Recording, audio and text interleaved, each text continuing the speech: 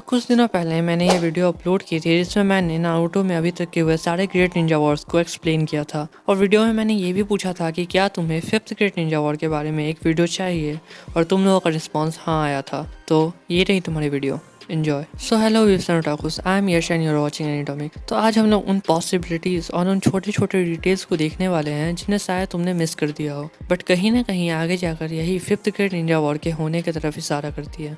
Boruto नारुतोस next generation उस time की story है जब सारे ग्रेट नेशंस और विलेजेस एक पीसफुल स्टेट में है। ये टाइम ओजी नारुतो या नारुतो शिपुडेन का टाइम से काफी अलग है, जब हाशिरामा और मादा जैसे सिनोबिस का जन्म हुआ था और हजारों लोग रोज मरते थे। बट कहते हैं ना, maturity is when you realize that Madra's speech is the harsh reality of life. Nothing ever goes as planned in this accursed world. अब भले ही अभी सारे विलेज पीसफुल स्टेट में हैं, या फिर मैं कहूँ कि थे, क्योंकि कुछ बोरुटो फैंस ने कुछ ऐसे डिटेल्स नोटिस किए हैं जिससे इतना तो क्लियर हो सकता है कि फिफ्थ ग्रेट निंजा वॉर की प्लानिंग बहुत पहले से ही चल रही है। और अगर कुछ लोगों ने इसे ना रोका होता तो शायद ये एक ऐसा कांड होता जो कि एटलीस्ट 4 ग्रेट नेशंस के बीच वॉर का कारण बनता। सो ये इवेंट्स बोरुटो के टाइमलाइन में मोमोशिकी को हराने के बाद होते हैं। अब ये इवेंट्स हमें डायरेक्टली बोरुटो के एनिमे या मांगा में नहीं दिखते हैं, इन्हें शिकामारु शिंडेन से लिया गया है। सो ये सारी बातें शिकामारु के पॉइंट ऑफ व्यू से है। अब अगर तुम्हें याद हो तो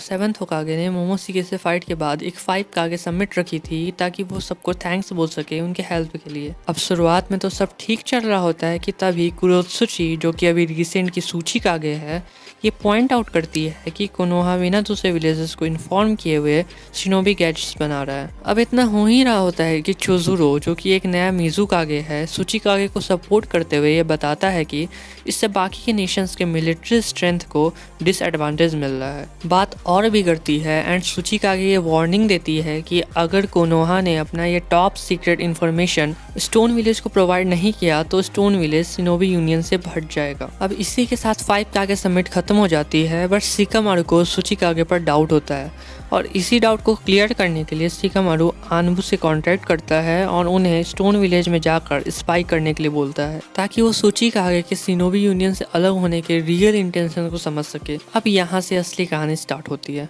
आनबू मेंबर्स शिकामारु को वापस आकर बताते हैं कि स्टोन विलेज को लैंड ऑफ अर्थ के फ्यूडल लॉर्ड ने लैंड ऑफ फ्लावर्स में इन्वेट करने का ऑर्डर दिया है। अब जिन्हें नहीं पता, फ्यूडल लॉर्ड्स वो होते हैं जो उस लैंड को ओन करते हैं जिसपे विलेजेस बनते हैं, जैसे कि लैंड ऑफ फायर और कोनोहा। और हाँ, ये होकागे से ज्यादा पावर रखते हैं। अब वैसे तो इस इन्वेजन को शिकामारु और नारुतो ने समहाउ रोक लिया, बट क्या होता अगर लैंड ऑफ फ्लावर्स को स्टोन विलेज इन्वेट कर लेता? अब अगर stone village land of flowers को इन्वेट कर लेता तो लैंड ऑफ लाइटनिंग को मजबूरी में लैंड ऑफ फायर्स की हेल्प करनी पड़ती, क्योंकि ये इन दोनों विलेज की एक अलायंस है। और इसी को फॉलो करते हुए हिडन मिस्ट विलेज भी हिडन स्टोन विलेज के साथ आ जाता।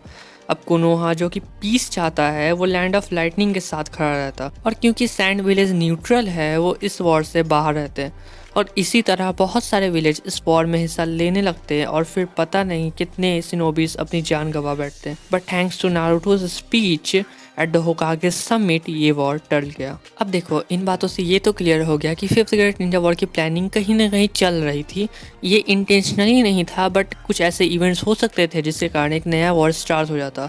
बट ये तो टाइम स्किप से पहले की बात है। बट क्या चांसेस है कि ये वॉर अभी भी हो सकता है?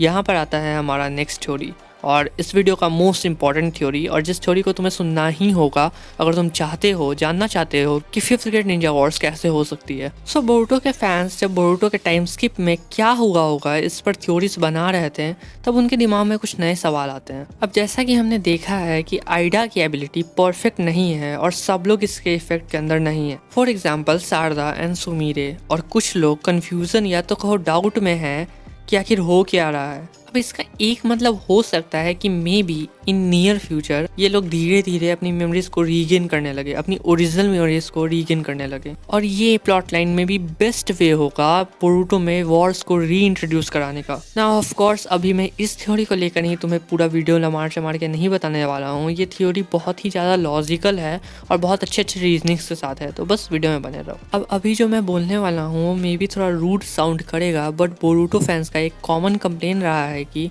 जब से बोरुटो में शिनोबी वर्ल्ड पीस आया है तब से चीज़ें काफ़ी बोरिंग हो गई हैं। और भले ही ब्लू वॉर्टेक्स ने कहानी काफ़ी अच्छी बना दी है, बट उसमें बाकी साइड कैरेक्टर्स जैसे कि बाकी टीम्स जो कि बोरुटो के शुरुआत में बोरुटो के साथ थे और बहुत अच्छी स्टोरी चल रही थी, उन साइड कैरेक्टर्स का उतना ज़्यादा डेवलपमेंट नहीं हमें दिखाया जा रहा है, या फिर कहो तो उन्हें ज़्यादा स्क्रीन टाइम नहीं दिया जा रहा है। और इस तरीके से अभी भी कहानी बहुत ज़्यादा बोरिंग ही चल रही है। अब वॉर के होने के बहुत सारे मेथड्स हो सकते हैं, जिनमें सबसे आसान होगा कि कुछ या most of the village Aida की जुत्सु के इफेक्ट में ना आए हों, और वॉर को स्टार्ट कराने के लिए हमें सिर्फ एक कागे की ज़रूरत है। और यहाँ पे हम अज्यूम करेंगे कि किसी कोई ना कोई ऐसा कागे है या फिर कोई ऐसा विलेज का मोस्ट इंपॉर्टेंट पर्सन है जिसे जो आइडा की जुत्सु में अभी तक नहीं आया है। और क्योंकि उन्हें सच पता है, वो नारुतो के साथ अपनी दोस्ती के खातिर सास्के, सारदा और बोरुटो को डिफेंड करेंगे, और चाहे इसके लिए उन्हें लीफ विलेज से लड़ना ही क्यों ना पड़े। बट ये बहुत ज़्यादा बोरिंग और बहुत ज़्यादा आसान साउंड कर रहा होगा। वेल चलो मान लेते हैं कि गारा या फिर कोई भी कागे आइडा की जुत्सु को रेजिस्ट नहीं कर पाया।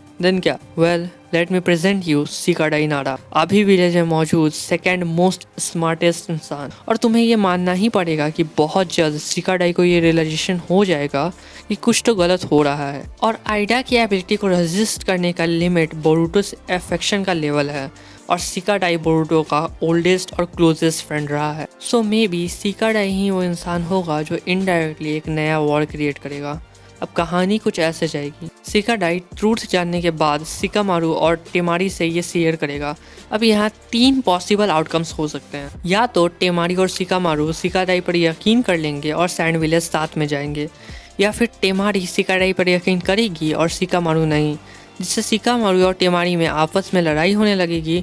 और शिकामारू के पास 2 ऑप्शंस होंगे, या तो वो अपने बेटे को चुने या फिर उस विलेज को और उस बेस्ट फ्रेंड को जिसे वो अभी मरा हुआ समझता है। अब एक और मोस्ट पॉसिबल आउटकम ये हो सकता है कि उस पर कोई यकीन न करे और शिकाडाई अकेले गारा के पास जाए। अब चाहे तीनों में से कोई भी आउटकम हो, अब सैंड विलेज बोरुटो के साइड है और सैंड और लीफ विलेज के बीच वॉर स्टार्ट हो चुका है। नाउ तुम खुद सोचो कि एक तरफ गारा जो कि नेक्स्ट लेवल फ्रस्ट्रेशन और गुस्से में है क्योंकि उसे रियलाइज हो चुका है कि बोरुटो को क्या क्या सहना पड़ा, और दूसरी तरफ आइडा एंड कावाकी जो कि अभी लीफ विलेज को मैन्युपुलेट कर रहे हैं, जस्ट लाइक जैसे तोबी ने मिस्ट विलेज को as a shadow Hokage manipulate किया था। और हो सकता है कि इसी दौरान हिमावारी बोरुटो के साइड आ जाए और हमें वन टेल का एक नया जिंजुरिकी मिल जाए। हिमावारी का वन टेल से बहुत ज़्यादा अफेक्शन है, और मे भी एक अच्छा प्लॉट हो सकता है वापस से जिंजुरिकी और टेलरिबिस के कॉन्सेप्ट को वापस लाने का। एंड ऑफ कोर्स इस फाइट में कारा, कोड और ओसुसुकी भी हिस्सा लेंगे, और इसी तरह मे बी हमें अगेन एक नया मास्टरपीस देखने को मिले,